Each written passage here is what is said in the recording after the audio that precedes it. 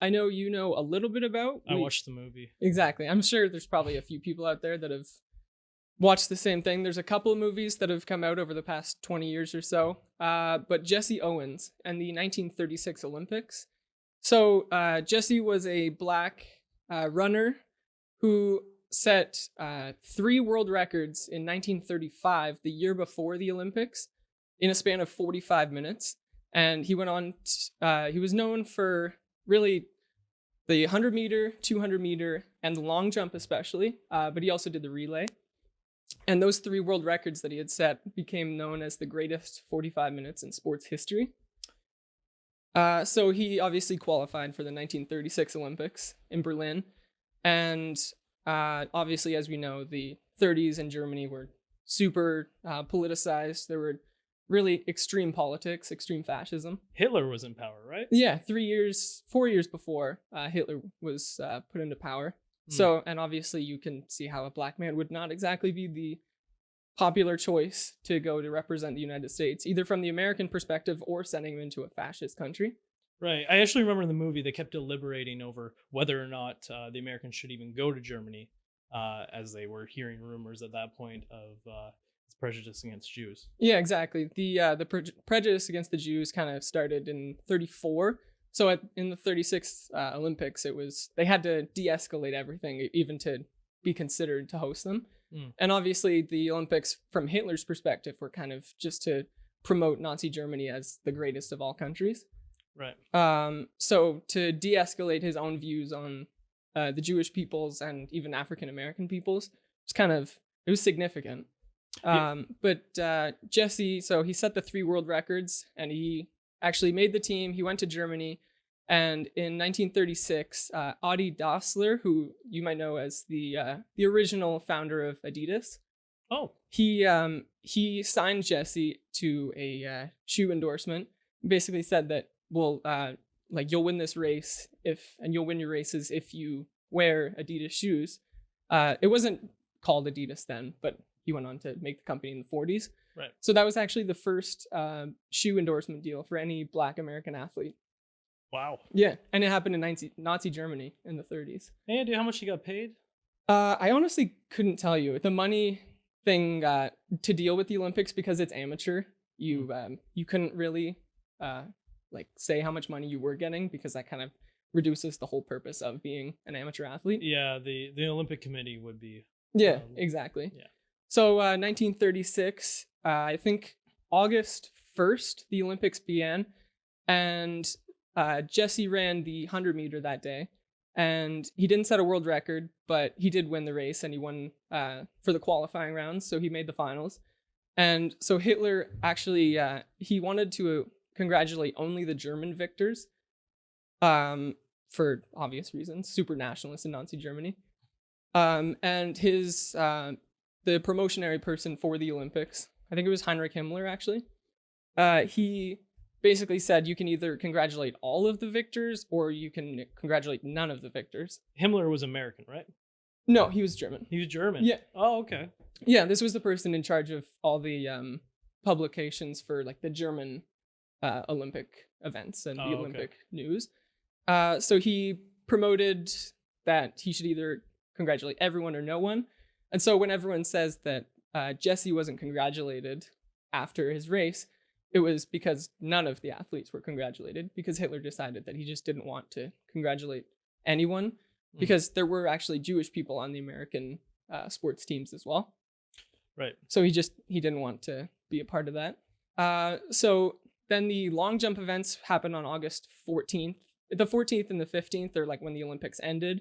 And that was really when the finals went on and when Jessie's conspiracies kind of happened.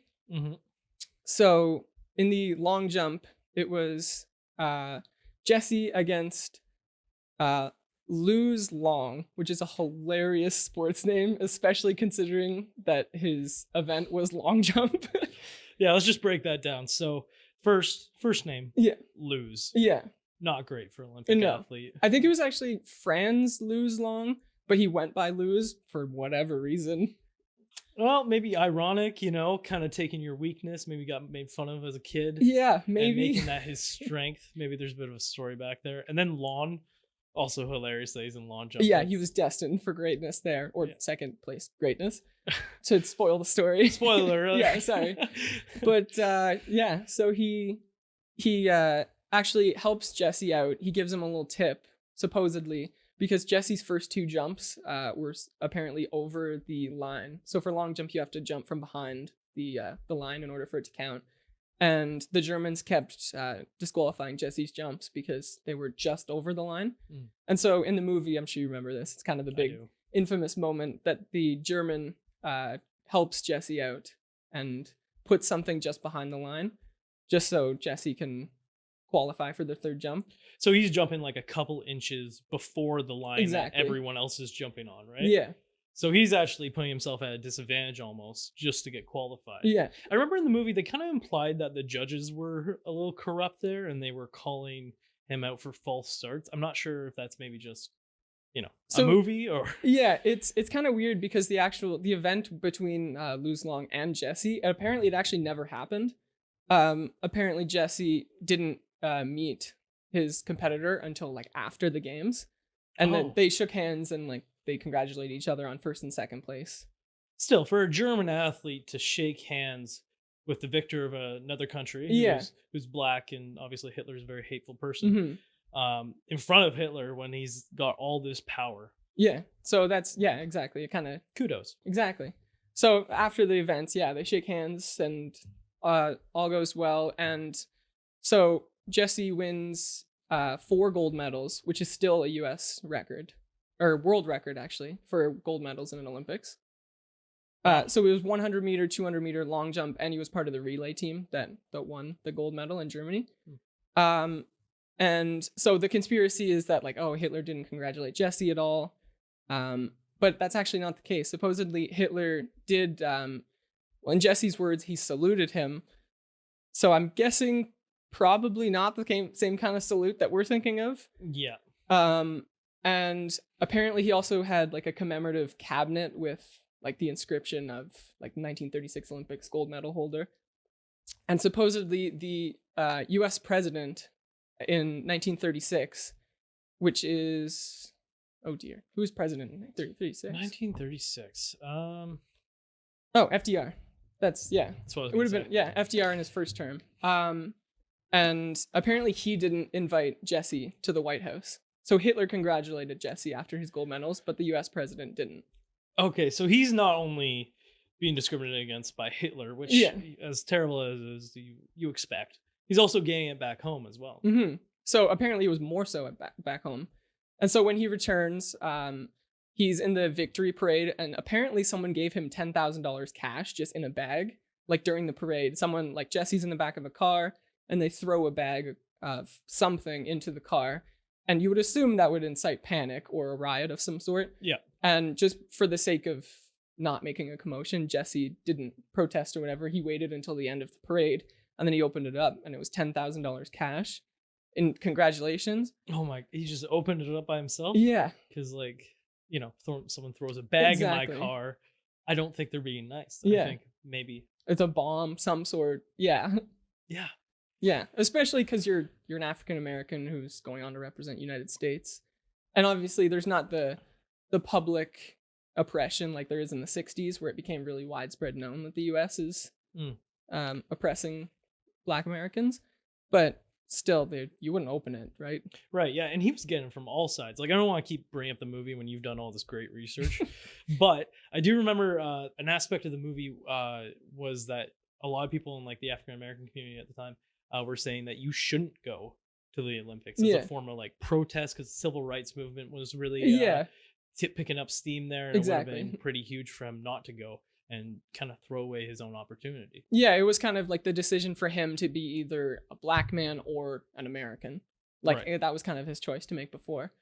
Unfortunately, the gold medals and that was kind of the peak of his career. Because after that, he went on to be the president of the Portland Rosebuds, a baseball team in the West Coast Negro Baseball League. And during, like, between games, he would race horses just to try and make money. And in his words, he said, "Oh, well, I got to race horses because I can't eat my 4 gold medals.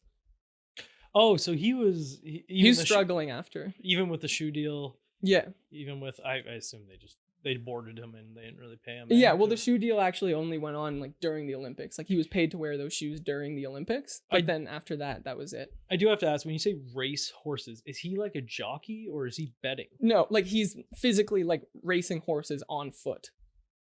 Like He is racing horses, yeah, but he's not winning, right? no. Because like It's a horse. Yeah, you're not gonna beat a horse. Yeah, obviously, but I mean, I don't know. That guy was an incredible athlete. I remember seeing videos of him jumping, and it completely revolutionized what I thought humans could do. Yeah, well, he's like 6 inches shorter than Usain Bolt, and his time for the 100 meter is actually like still less than like half a second behind Usain Bolt. And long legs are important. Yeah, exactly. Yeah. Like Usain Bolt's almost 7 feet tall. I mean, like clearly the greatest runner ever. And this is 70 years, 80 years before Usain Bolt. Wow. So unfortunately, throughout like the 60s, after this baseball league folds, Jessie goes on to file bankruptcy, and he ends up running a gas station and like a dry cleaning business in his hometown in New York. And that's kind of unfortunately the end of his story. It was like the peak of greatness, and he tried to decide to be American or a black man, and he chose to be American, represent his country. And obviously he did show Hitler like kind of who's the boss there. Even if the Germans won more gold medals, that was kind of the moment like that stood out in those Olympics. Yeah, for all Hitler's talk about how the German race is superior and everything, Exactly. that's got to sting. Yeah. I will say though, he filed for bankruptcy Mm-hmm. and then he bounced back from that. He ran a convenience store and dry clean business. That's like Yeah. you own businesses. Yeah, it was like obviously it's tough, especially because at that point it's in the 1960s.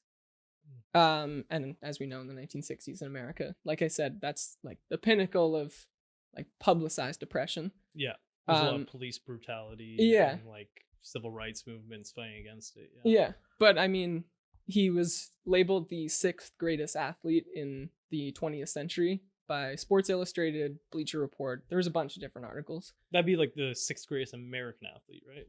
Yeah, in like American sports. Oh, okay. Yeah. So Yeah, whether I it be can like buy team that. sports or not. So yeah, pretty ridiculous when you think like he came from like a poor family, didn't really have every advantage that like today's athletes are engineered to do well, right? Exactly. And his record stood for his 100-meter record stood for like 30 years after. His long jump record stood for like 25 years after at the Olympic level. So obviously, like as a Black American and just a Black man in general, you're speaking volumes to like what you can do. And yeah, I honestly like behind it. I really believe that those records stood, because if you go on YouTube right now and you type in Jesse Owens jumping, it's incredible. Like it is. I guess if you watch any lawn jump, like I feel like people kind of sleep on the lawn jump event. Yeah, and it's like, how are these people like they're swimming? They look like air. they're flying. Yeah, yeah. They're like running, like they get steps in while they're like flying through. It's insane. I think it's from 1985. That was like the first movie that came out with him. But that's all. Like that's kind of where I'm gonna finish. Is if you could check out any movie about him, check out the 1985 version of his movie, because they actually cut footage of his long jumping into the movie. So like obviously you have the dramatized story of it, but then they actually have the actual like athletic feats behind it, and that's like it shows how great it is. To be fair, with the new movie, they have Jason Sudeikis, so right? That is true. As a coach, he's pretty great as that. Fair. So